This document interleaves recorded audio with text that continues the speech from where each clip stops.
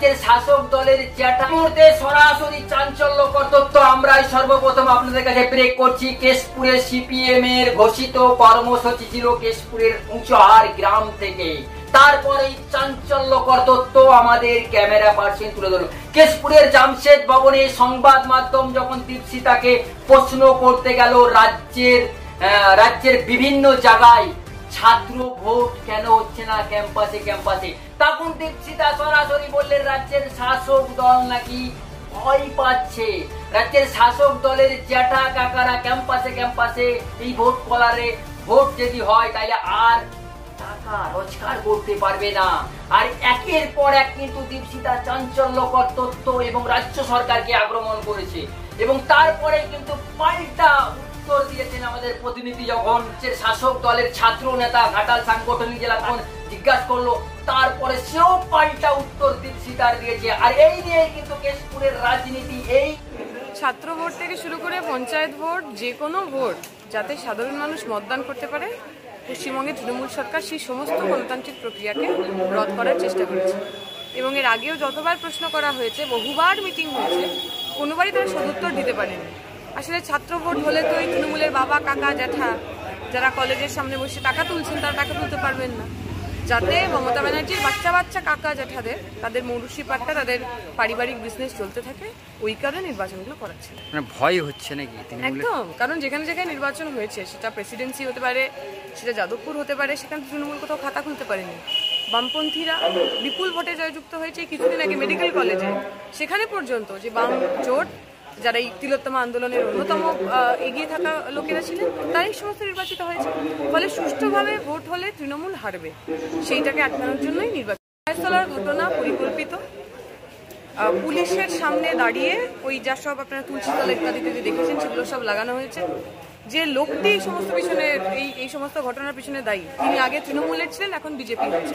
ফলে এই যে আমরা বলি যে বিজেমূল থেকে আমাদের বাঁচাতে হবে, বিজেমূল আসলে আরএসএস এর দুই ভাই।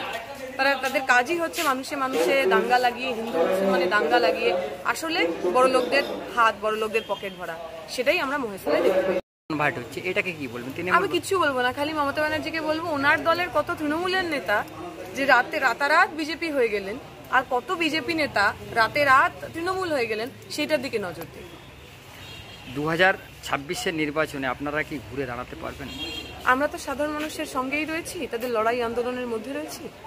নির্বাচন সুষ্ঠুভাবে হয়, আমাদের ফলাফল।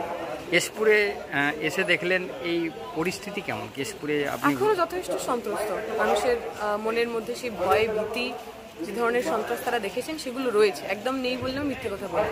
তবে এটাও ঠিক সেই ভয়টা ভাঙছে। বহু মানুষ যারা এর আগে বেরোতে ভয় পাচ্ছিলেন, আমাদের এই আজকের প্রোগ্রাম নিয়েও গতকাল উঁচাহার গ্রামে ভয়ঙ্কর রকম তারা থ্রেটনিং করেছেন, আমাদের ফ্ল্যাট খুলে দিয়েছেন, লোকজনকে হুমকি ধুমকি দেওয়া হয়েছে।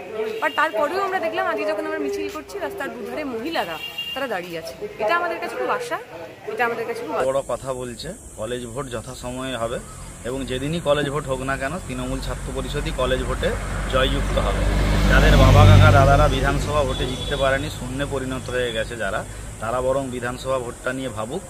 এবং যারা বলছে যে বাবা কাকা দাদাদের ইনকাম কমে যাবে, তাদের বলে রাখি, কলেজে ভর্তি প্রক্রিয়া অনলাইন সিস্টেমে হচ্ছে, যেটা মমতা বন্দ্যোপাধ্যায় সরকার করেছে। সেন্ট্রালাইজেশন, স্বচ্ছতার ভিত্তিতে ভর্তি হচ্ছে। আর আমরা আগে কি দেখেছি, এসএফআই তাদের নিজেদের পার্টির ক্যাডারদের স্বজন পোষণের মধ্য দিয়ে ভর্তি করত এবং কলেজে বেতনের যেখানে বেতনের হচ্ছে কাউন্টার, সেখান থেকে আমরা দেখেছি এসএফআই কুপন নিয়ে তারা পার্টি ফান্ডে চাঁদা সংগ্রহ করত। এখন কোনো কলেজেই আপনি দেখাতে পারবেননি কোনো তৃণমূল ছাত্র পরিষদের কর্মীরা এইভাবে সংগ্রহ করে। তাই এসএফআইয়েরই ইনকাম কমে যাচ্ছে। এসএফআইকে বলবো আগে তারা অঙ্কটা শিখুক ভালো করে, শূন্য থেকে কীভাবে একে হবে। আমরা তৈরি আছি কলেজের গেটে গেটে তৃণমূল ছাত্র পরিষদ সংগঠন নিয়ে। তাদের কোনো সংগঠন নেই, তারা শুধুমাত্র এই মাইকেই বড় বড় বক্তব্য দেয়।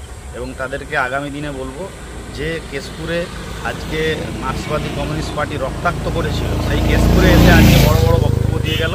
এটা হচ্ছে গণতন্ত্র, কারণ আমরা কাউকে বাধা দিতে যাইনি। এটাই মমতা বন্দ্যোপাধ্যায় প্রতিষ্ঠা করেছে।